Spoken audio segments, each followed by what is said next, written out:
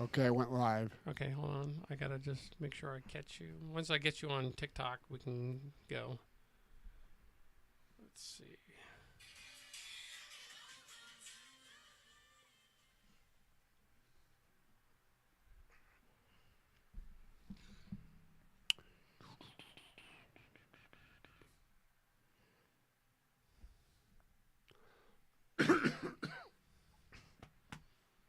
All right, ready? We're gonna go in. Let's see, 37 seconds. And we're gonna go in 3, 2, and go. Hey, everybody, this is John at Ubaldi Reports, providing fact, not fiction, on issues facing America, whether globally or domestically. And with me is my two other cohorts, Big Bad Joe Bitts, a combat Marine from Iraq. And we've got another Marine, Ray Krause, and we're talking about issues facing America. And I guess today we're doing the wrap-up, or basically, where was the red wave? So how's it going, Joe and Ray? Great, John. I'm good. How are you? Not good. So what did you guys think of the election? I mean, I thought there would be a red wave. I predicted it on this thing that Republicans would take the House, and they stood a better than 50-50 chance of taking the Senate. But I thought it would be a bigger red wave than we got. Well, I'm gonna treat it like a Buccaneers win. Like even if it's by like an inch or a mile, I'm gonna take a win. So I think we're gonna wait just till the Senate kind of finishes up. Yeah, because you got three This- seats. You know, and then also, where are we right now in the House? Have we taken it yet? The last reports I saw before coming on this podcast, Tom Keene Jr. won a race, flipped a seat in New Jersey. So I think they're one seat away from taking the majority, or at least the House. Okay. The Senate is a little problematic. You got three seats we don't know yet. One, the Georgia Senate race is going to a runoff, which will happen on December the 6th. So that leaves Arizona and Nevada. As far as last check that I looked at, Laxalt was ahead in Nevada, and Masters was just a little bit behind Mark Kelly. But Yeah. there's still a lot of, I'm not sure where his vote, a lot of the ballots are coming. I think Maricopa County is another one this year. What were we expecting with this red wave? Like, what were maybe like the idea? Like, we were going to take like 60% of the Senate, or we were going to take like super majority of the House, or because I think they kind of hyped up this red wave a little bit too much, where I think just as long as, you know, the Republicans to kind of take over control of the House and the Senate, we're kind of in a stalemate with our president. Yeah. I think they were looking at 25 to 30 in the House. Okay. They weren't when in 2010, when the Republicans had a red wave against when President Barack Obama, they got 63 seats. Mm-hmm. That was huge. Nobody was expecting that, because in 2020, the Republicans picked up 20 seats in the House. So there wasn't many House seats to flip. So they were looking at 25 to 30. I think the reason they looked at, I mean, if you just look at the conditions of the country, what were the top issues voters were concerned about? Inflation, the economy, crime, immigration. Those played out. I mean, that was the same issue throughout the country, but it seemed like abortion maybe and the threat to democracy came in. And it seems like it was like a mixed bag for both. But I also think it was a Pyrrhic victory for the Democrats, meaning, yeah, the Democrats didn't get the big red wave that swamped the Republicans into power, but it also means they could misread their mandate. Now, there's a segment that Joe Biden said he's not going to change anything, but some of the issues that voters were concerned about haven't been addressed. What are you going to do about inflation? What are you going to do about the economy? What are you going to do about crime and immigration? I got their answer. They're going to do nothing. Oh, yeah, but see, with inflation tomorrow, I mean, this is the 9th. Tomorrow, the 10th, the CPI, the Consumer Price Index, comes out. Mm-hmm. And then you've got, which I think is going to be a little bit above 8%. And then on the 19th, we've said this many times on this podcast, the railroad strike, the unions two unions or three unions rejected the president's brokered agreement in September. They want to go on strike, but they had a cooling off period. Well, that cooling off period ends the 19th of November. We were also facing diesel shortage. Mm-hmm. So all these issues are still there, and they have to be addressed. So, what kind of tone does this set for 2024? We were kind of talking off mic a little bit about we don't think Trump might have the steam that we thought he did, originally. And I kind of stick with what I said a couple shows ago, is that, him coming into the election, him at 78, he would be the same age as Biden was when he, and I mean, not that I'm judging his cognitive function, but I don't want someone that old in office. I can't stand it. But, kind of like how DeSantis was showing up for Florida yesterday. I mean, it kind of like, this guy's a year younger than me. I can get down with this guy.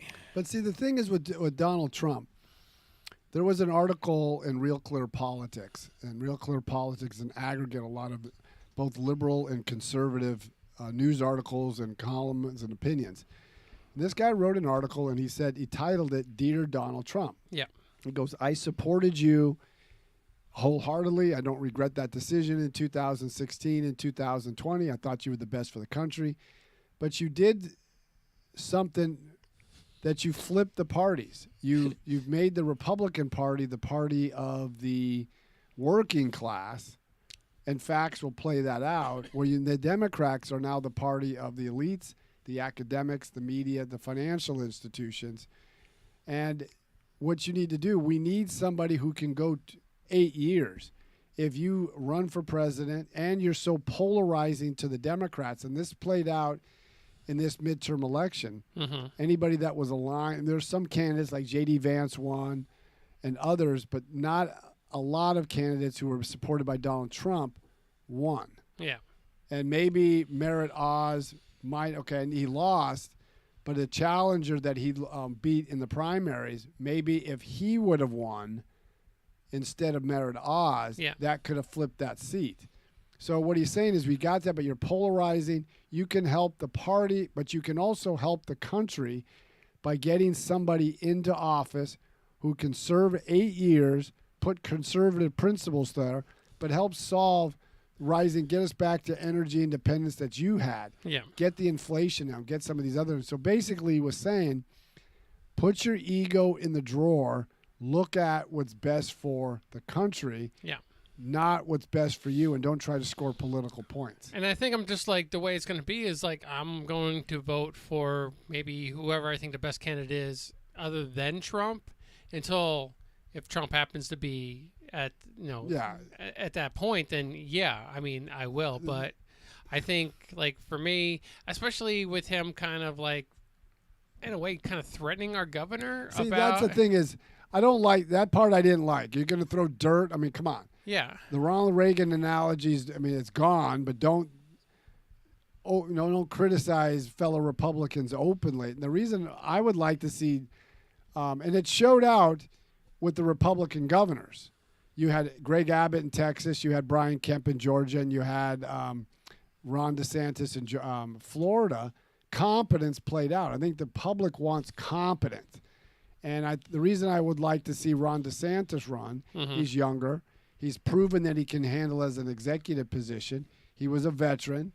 He's a veteran. He's a family man. Like I was talking with your wife, Erin, and the one thing I liked about Ron DeSantis is how he treated his wife when she had breast cancer. And there was an article a couple weeks ago saying the best thing the Republicans have is when his wife, I don't know her first name, Mrs. DeSantis, gave that commercial, talked about how he treated her, how he was there picking her up off the floor. That commercial gets me every time. But I mean, he picked her up off the floor. Yeah.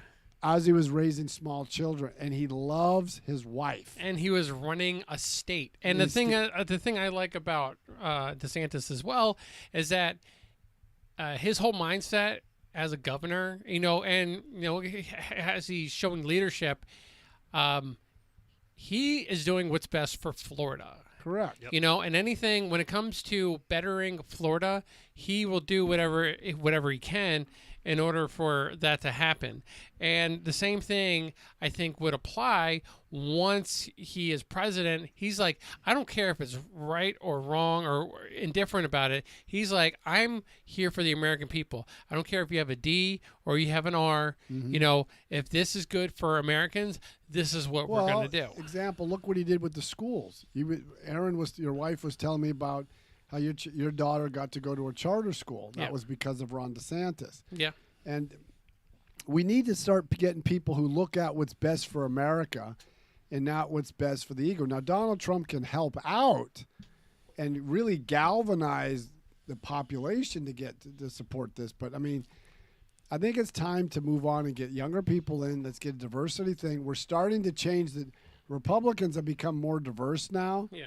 I mean, there's a lot of people who are going to disagree with me, but you're seeing a lot more Hispanic Americans turn to the GOP. Look what Ron DeSantis did. We go back to him. Look what he did in South Florida. Miami-Dade, for our listeners, hadn't voted for a Republican candidate since 2002 in over 20 years. Yeah, he mopped the floor with Chris. So, it was like a sad show. Now, let's just say for the sake, it looks like the Republicans are going to take the House. The president said he's not going to change anything. And the reason I said the red wave didn't materialize, and I said this is a Pyrrhic victory, I think Biden's going to misread this mandate. He thinks he had a mandate. I think the public wants, the mood is still 50-50. They want the parties to work together. Yeah. But I think Biden's going to misread it and still double down. Now, he's not. If he would have there would have been a bigger red wave. I think he would have had some changes at his cabinet. Some of his cabinet secretaries may have gone. Yeah. Now it looks like I think some of them are going to stay. Are we just going to call it can we call it a win once we get the Senate and once we get the House? I think back? it'll be a win. I mean, once you get the House, that means that he's going to have to compromise because he can't get things done. Now, I know I always use him as an example. Like Jonathan Turley? Yeah, Jonathan Turley. But Jonathan Turley wrote a column. Not Victor and David he talked Hansen. about, and I haven't seen Hansen yet, but I mean, Jonathan Turley made a comment. He goes, there's three things that's going to take away if the Republicans, which would look like they will, get the House. One, they're going to investigate the origins of COVID. We still don't know where did it start in a wet market. All circumstantial evidence points to it was released and came out of a lab. Yeah. Where does that place Anthony Fauci? What did he know? We was told certain things that he didn't fund it. Then we found out he did. Then we found out the amount, how they colluded and stopped anybody who had dissenting views about mask mandates, shutdowns. The other investigation, which everybody probably realizes, is Hunter Biden. There's mountains of evidence through pictures, through emails, through documents that show Joe Biden did know about Hunter Biden's business dealings with the Chinese, the Ukrainians, the Russians, and others. So where does that play? And how does that play with Merrick Garland not doing a special counsel investigation? And where did the FBI, who wasn't going to investigate that? And then the final one is where there was a federal judge authorized a deposition from 11 Biden officials, including Anthony Fauci and Jen Psaki. But did they collude, and did the Democrats collude with the tech companies to suppress free speech?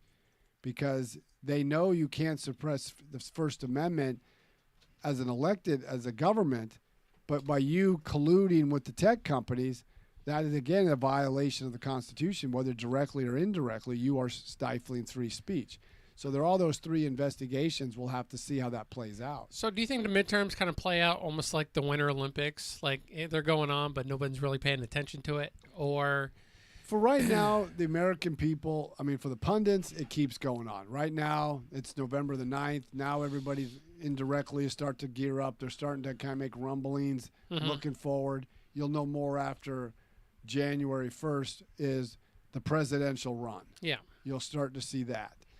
But to the American people, they go back to their humdrum lives. They're worried about inflation, gas prices, food prices, rent, all the tangible things. And right now it's November the 9th. We're getting about, what, 2 weeks away. We're at, or 2.5 weeks away. We're at Thanksgiving. Yeah. So everybody's going to start to see when you go to the markets, everything is much more expensive. And maybe you're not having that big Thanksgiving dinner that you once did. Then you've got to start ordering for Christmas. And if there's a rail strike and we have a shortage of diesel fuel, how does that impact the holiday season? Mm-hmm. And, when it comes to, what, like, your end result and your end kind of like, how did we do, for the midterms? Like, could we have done better? Were there people that we were expecting to kind of pull through that kind of fell flat? There were some. There was the governor, I think his name is Mastriani. He ran against the Democratic Democratic candidate who won the governorship in Pennsylvania. Okay. And he got just clobbered. And a lot of people thinking had he done better, there may have been a residual effect to help Merritt Oz. Mm-hmm. So sometimes it may be better candidates. The money, I think the Republican Party has to get together because there's friction between the McConnell wing of the Republican Party and the Trump wing. They weren't spending money in certain races like Ohio, Pennsylvania. I think even Don Bullock, who lost just by a few percentage points to Maggie Hassan in New Hampshire, and even Blake Masters in Arizona didn't get some of the backing because there was that friction. Yeah. So I think moving forward, the Republican Party needs to take the tenets of what Ronald Reagan said when he ran: don't speak ill of fellow Republicans. Yeah. And you can be, if we're united, but I think the Republicans are on a good path, but they're because they're now the party of the working class. If you don't have a college education, if you didn't go to college, or if you're in the blue collar field, you typically are going to be Republican. But also, let's say take Pennsylvania. If you look at the map, Pennsylvania went strictly for, most of the counties went for Merritt Oz, except the big population centers of Pennsylvania, Allentown, and Pittsburgh. Now, people will say, well, that's where the populations are, but it shows the divide between the rural and urban core. Mm-hmm. Seems like the urban core go Democrat, but the rural suburban areas go more Republican. So, Ray, what did you kind of notice last night as you were watching all this go down? Well, first off, this is my first state that, went full red. Okay. I've lived in states that my vote never even mattered. So it was nice. That was like California. Yeah. So I mean, it was very nice to see, a different color other than blue. But yeah, I mean, I had looked at every percentage. I've looked at the people that put in their concerns, and I thought crime being a very high percentage, I thought we would have definitely seen a little bit of a different turn. You had 730 days of full Democratic leadership, and this is what they showed you. Yeah. And I kind of thought that, there was going to be that little change. But, I mean, we still have yet to see the full result.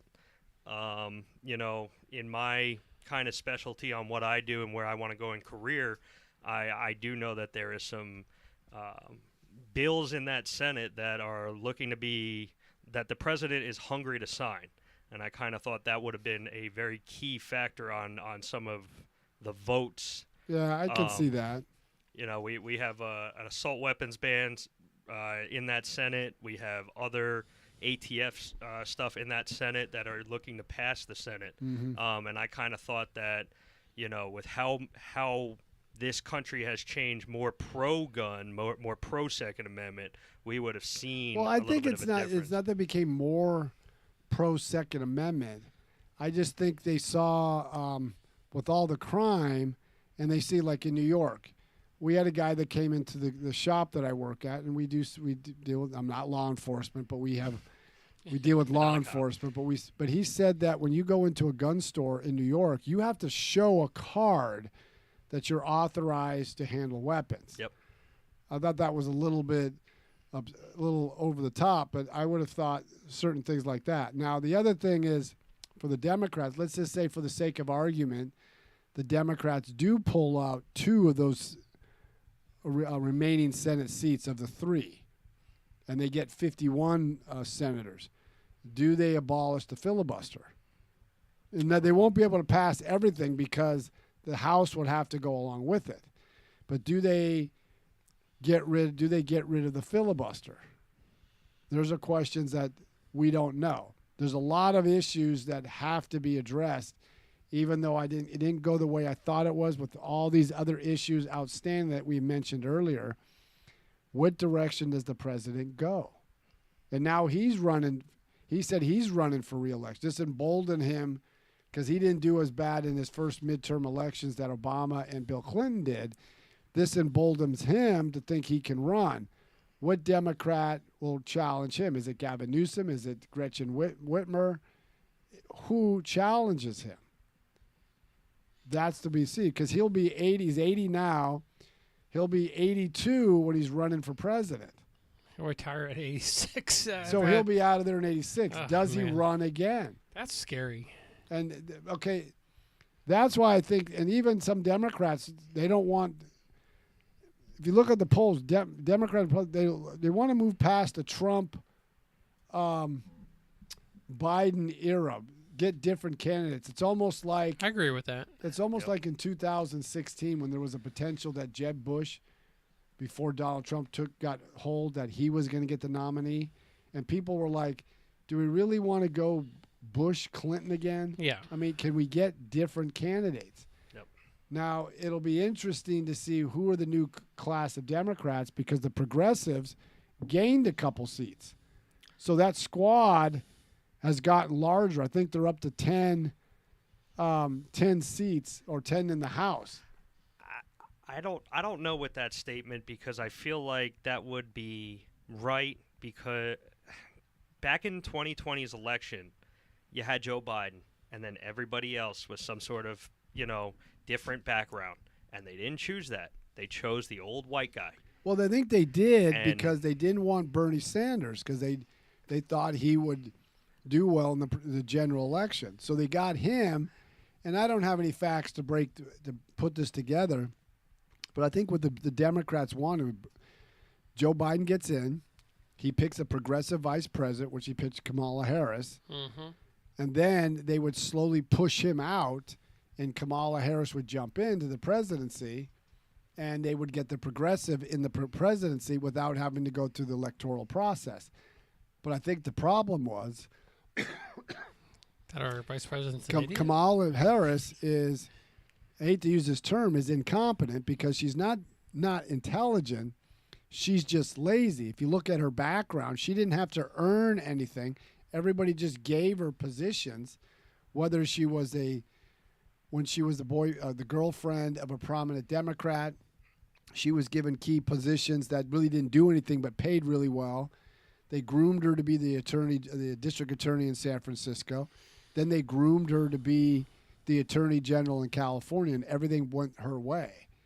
And you listen to some of her staff when they leave, they give her briefing binders to study, and she just doesn't study. No, she says school bus like 7 times during a speech. Yeah, because she's ill-prepared to go up in front of when she was like an example, when she was with Lester Holt from NBC, and he questioned her about the border, and she goes, "Have you been to the border?" Yeah, we have. And he goes, "What do you mean, you've been to the border?" "Well, I haven't been to Europe either. What's your point?" And it's like, wait a minute, you're the border czar, and you haven't been to the border. And I would think that they would use her a lot more, being the first female vice president. I mean, as that side, they could really kind of like lift her up and kind of push her along to maybe doing some more positive changes, especially in the political field, about getting more women to fill those seats and stuff like that. Except now she's kind of like, you're almost like Kamala who? Yeah, but see, I think the problem is Kamala Harris is just as gaffe prone as Joe Biden is, if not more. She just when you ask her a question, then she goes into that chuckle because she's trying to compensate because she doesn't have an answer. Yeah, and she has a very, it's almost like a middle school, high school type answers. There's no depth to it, and I think that's a problem. Well, I do want to make my announcement now that I will be running for congressman of District 13 in Florida, just because, John Fetterman, well, he won, and I think I have a good chance because this guy had a stroke. We also have a congresswoman up in New York, she's got like half a brain. She didn't know what a garbage disposal was until she walked in. We have a drunk Speaker of the House. We have a guy with Alzheimer's as our president. I think I got a good chance. But see, here's the thing. When you mentioned John Fetterman, I was just thinking about that when you mentioned that.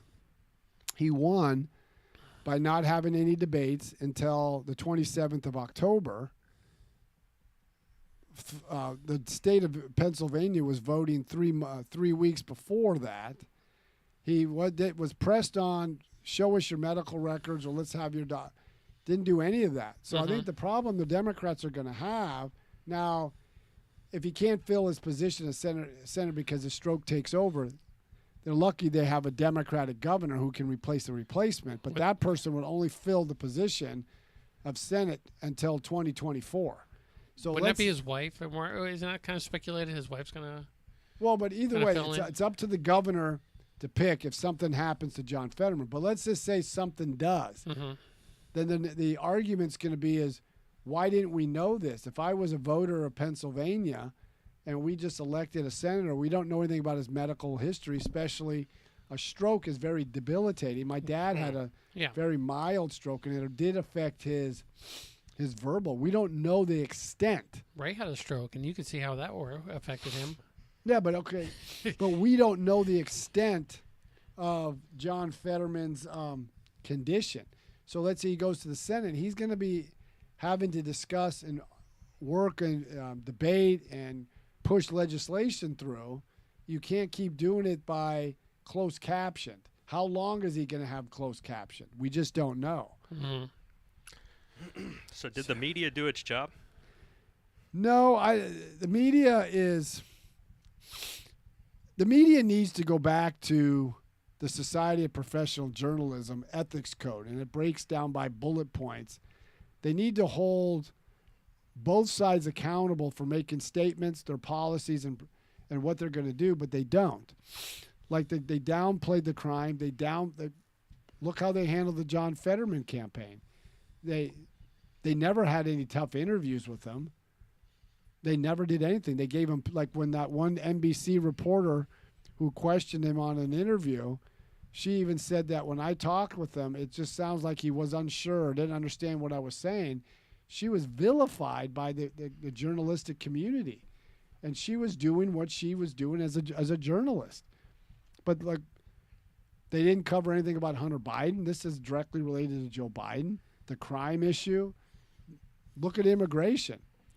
It seems like immigration was that fourth or fifth issue. That hasn't changed. What about Roe v. Wade?